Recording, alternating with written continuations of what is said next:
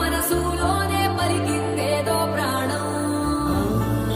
కన్నుల్లోనే గంగై పొంగిన ఆనందం, కాలంతో పరిహాసం చేసిన స్నేహం. పొత్తులు దాటి హద్దులు దాటి జగము